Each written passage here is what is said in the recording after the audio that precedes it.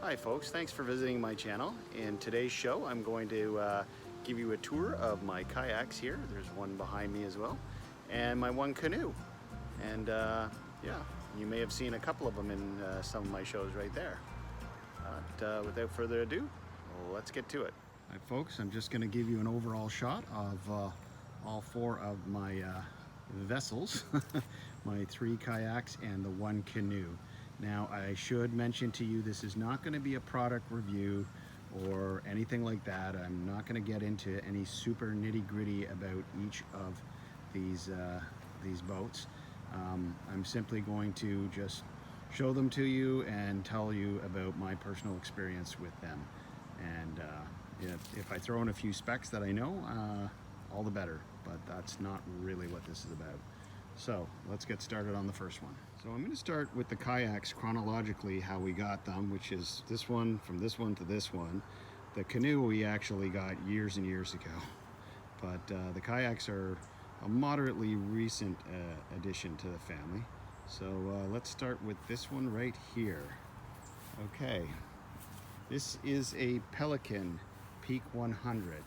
Now for any of you kayak purists or aficionados, you're probably scoffing and going, well, yeah, but it was a good little starter one, and it was a reasonable price. I didn't purchase it, my brother purchased it for his daughter, so it's actually not my kayak, but it resides at the household. And yeah, and I've had a few adventures on it. Most notably, I went down the Millhaven Creek. That was quite the adventure, and I did it in this little thing here. It was great. I think they got it at Canadian Tire for around I don't know, 300, 250, something like that. Now, I personally, if it was my kayak right now, given the ones I'd have, I would say that I've grown out of this one, and I would sell it. And you could get a fairly good resale for it. You put it on Kijiji or something like that, and sell it. But seeing as it's not mine, I can't do that. But it's a perfectly fine, cottage starter, little day trip kayak. Now it does have a compartment in the back here, which I've opened. These straps, which I've loosened, kind of go there, hold it. Now, please keep in mind it's pretty dirty, but as you can see, it's molded into the frame. You can't bring a lot with you in there, but you could throw some, electronics and that sort of thing, or as long as you wrapped it up in a bag. I mean, this isn't for any kind of serious camping or anything like that, but it's absolutely fine for just hacking around the cottage. And it has a cup holder, and it did me perfectly well on my trip, and if you really wanted to take something to, just bring a dry bag and jam it in the front there. So yeah, so that's that. Another Pelican, the Pelican Escape 120X, and I've taken this on several adventures, and most recently you will have seen my video where I went with my friend Tracy T, and we went to Big Gull Lake, and I took this and I was able to pack a lot of stuff in it. It tracks really well. In fact, this is the kayak that I mostly use, the Dagger. We'll get into that later. But I had a chance to compare them, and this one actually goes a lot faster in the water. But this is designed for rivers. But anyways, it's pretty sleek, and it's solid. Even though, once again, people might not like the Pelicans, I think they're perfectly fine. Now, having said that, the one aspect of this which I do not like is the hatch. The hatch here, it's got a back hatch. Let me just open it for you here. Once again, it is a bit dirty. Now it's got this kind of dry liner bag, which,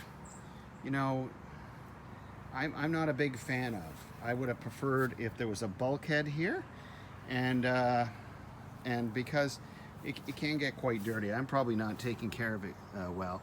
And it's also susceptible, and it says down there in the text, it's susceptible to sharp objects. So, I mean, once you puncture it, it's kind of lets the water in. It's useless. Um, I This does leak a bit, I find, but of course this is quite dirty, and you know, this has been outside for most of the summer. But that's my big complaint, and I'm sure the folks at Pelican have heard that before. I would have, if this had just had a bulkhead locking this off, and maybe a little more of a kind of a secure hatch, it'd be a great kayak. It's a good kayak. It's but I've taken that on several things, and yeah, it's solid. It's not going to fall apart. They're actually well manufactured, but yeah, it's just that hatch part I don't care for. So this is my most recent acquisition. It's the Dagger Zydeco. So I was always with Dagger, I always thought of them as white water, but they do more than that. I don't know if they always started off as that, but I always recognize them as white water. But they do branch out, and they have tripping kayaks like sea kayaks and so forth, and many kind of in-betweens. This one is known as a crossover, and I wanted to get it specifically for that, because you can see it has only got one hatch. You know, like your day tripping ones will have a second hatch, but this is small enough and maneuverable enough to take down rivers. That's what I wanted it for, and I feel that it could get enough camping equipment in it. Incidentally, this one I was able to jam camping equipment in it, regardless of as I was complaining about the hatch. I was still able to put a lot of stuff and jam some dry bags down there. This, when I was looking into this one, I knew I could get just as much, even more, because you know, there's a bulkhead here, and you have all this compartment in there, and I really want to go down small streams and such. Yeah, so let's take a look at the hatch. There's the hatch. I just opened it up. It's kind of got this rubber hatch that goes over it. I've got some water shoes and a sponge in there. And it's got lots of room. I like that. I like the lots. You can jam, you know, some bags and stuff in there, and you can go all up there. So I really love that aspect of it. And yeah, you'll be seeing this on many more adventures of mine. Now, I normally don't need to collect kayaks. I would probably get rid of this one if I could.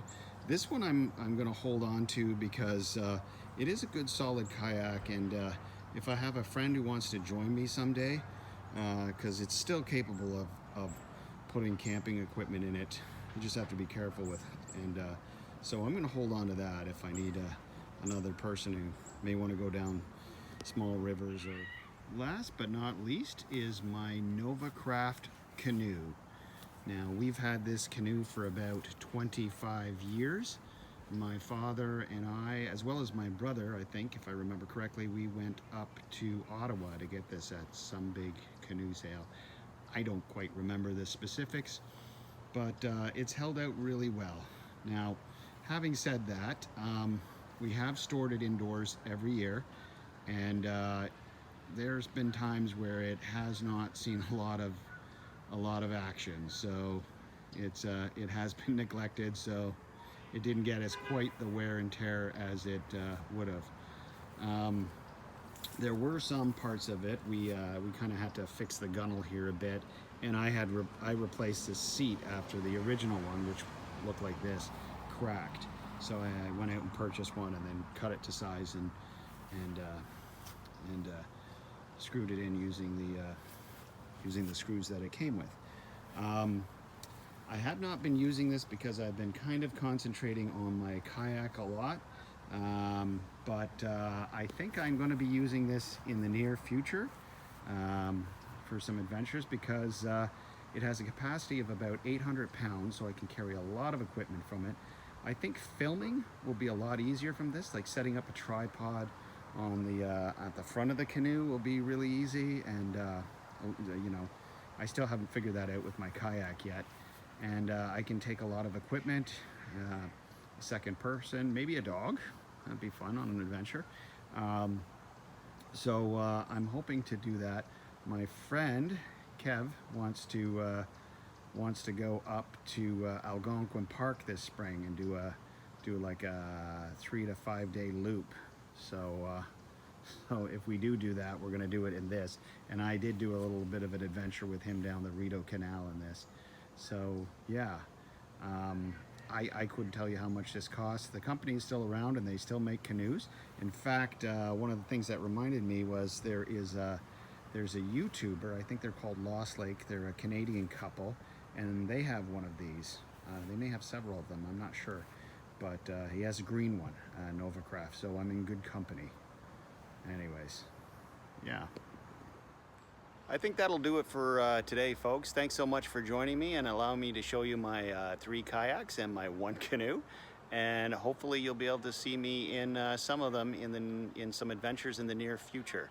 So yeah, please remember to like and subscribe. I'm new and it really does help out a lot. Every little one that subscribes, every little like, every little comment. So please, by all means, do that. All right, I will talk to you later, and yeah, take care. Bye.